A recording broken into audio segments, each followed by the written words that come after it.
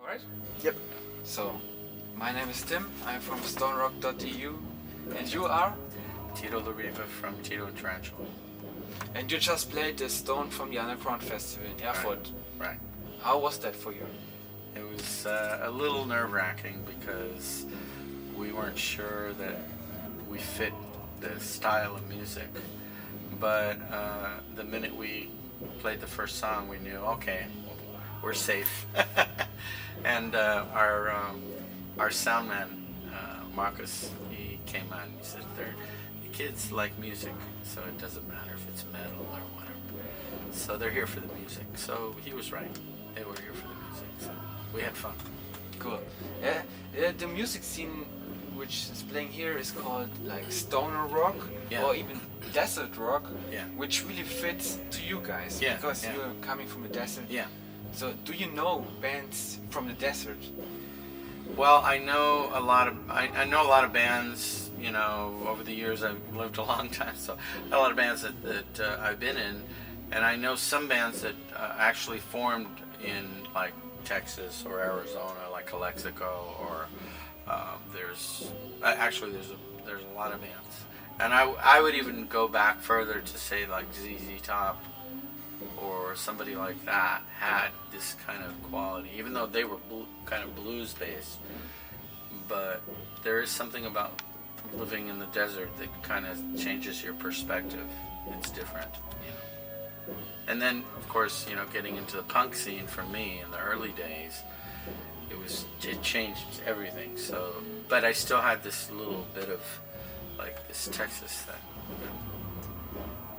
And maybe that's why, as a kid, I was attracted to the Italian westerns, because they had more of a Latin flavor, which, me being Mexican, I liked.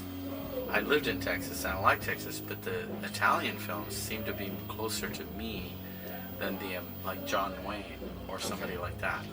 I kind of dug, you know, the feeling of the Italian westerns more, and I like this music a lot more too. The American version, it was different. The music was higher and lighter. It wasn't romantic, you know. So, but it influenced me a lot as a young kid, being in music. So you just talked about Western movies. Yeah. So you know, of course, Ennio Morricone. Of course, yeah. And by yourself, you're doing movie soundtracks. Yeah. I've done them since I started working with this guy, Alex Cox, and he did a film called Repo Man. Repo Man, yeah. Yeah, and that was one of my first scoring films that I ever did. And it's funny because he was a fan of my punk band, The Plugs, and when he finished graduating from UCLA and started to make his first movie, we were talking about Sergio Leone. So we kind of approached Repo Man in that way, as composing the music. There were also songs from The Plugs and Circle Jerks and you know, many Iggy Pop, many great bands. But the basic score, we kind of were shooting for this Sergio or Ennio Morricone kind of sound. You know. It was a lot of fun. It was a good experience for me. And ever since then, I've gone on to score a lot of underground films. So that kind of started me into that world. And, you know, 40 years later, I've done over 52 films or something. I can't remember. That's cool. Except of Tito and Tarantula, you have a lot of other projects. Mm-hmm. You play in other bands, and you're actually an actor, what many people don't know. Yeah. What are you doing right now? Well, I'm shooting a film in France in September. I'm playing a road manager of a French band. We're shooting in Bordeaux. I'll be there beginning of September. But before that, I'm shooting Machete. In the middle of this tour, we're making a new record, with a new band, with all the girls and stuff. And it's Tito and Tarantulas.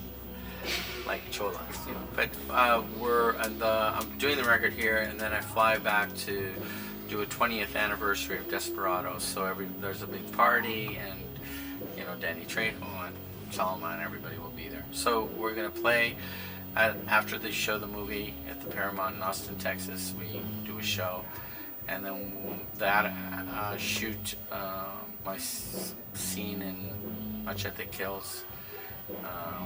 They're going to kill me again. And then yeah, I keep getting killed.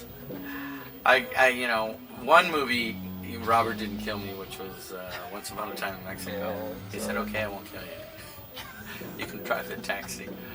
But anyway, then I fly to France and do this other movie. Okay. And then after that, we start the tour again, and we tour till the end of October. Oh, that's crazy. Yeah, it's good though. It's good to be working. Yeah, you like your workaholic, I think. Well, I don't know what else to do. I don't. It's not like I do have a lot of time off. It looks like I don't, but I do. But when we work, it's straight. You know, it's kind of like when you have a creative idea, or you've put it on tape or you put it on film. It's time to work it. You know, you got to go out there and present it to the public and see if they like it. And so you kind of can't stop. But then there's moments where you have to stop because you'll go crazy. But I've learned over the years how to preserve my energy. Like I'm not out there doing drugs, going like this. I'm in here having tea, resting. Because I know tomorrow I'm in Poland and I'm doing another show. And that's what I think a lot of people don't realize. You can't drink with everybody every night because you're in a different town every night. They expect from you have to drink, from dusk till dawn style. Yeah, let's smoke some weed, let's drink. And I'd like to, but I can't. I'd be dead in 2 weeks. I'd die. I mean, maybe if I was 20 years old, I could do it. But even then, I don't. In my youth, when I was touring a lot, we did 8.5 months every night, different city. And when I got off that tour, I thought I'd aged 10 years. I probably did. You have to be smart. You can't be stupid. It depends what you love. If you love to get high, this is a good job. If you want to keep going, though, you have to take care of yourself. So you have to take your vitamins. And obviously, I like to eat. So I eat a lot. Okay, you have to tell us about the new band. There are 3 girls now in the band. Yeah. Well, originally, what happened was I did a TV show last year called Top Chef, and it was the band wasn't in town, and so my daughter was on vacation. She was on spring break, and she's a drummer. So I asked her, "Let's do this TV show," and just me, Caroline, and you, and I'll play guitar, lead guitar. And so we did the show, and I saw the television show when it came out, and I thought, wow, that's kind of neat. My old punk band was a 3-piece, and for the TV show I called it Tarantulas, so that there would be no confusion. And then I started writing songs, thinking of a 3-piece, and my daughter writes also. She wrote 4 of the songs last year, 2 years ago, on Back Into the Darkness. And so we wrote these songs and to record this Tarantula idea.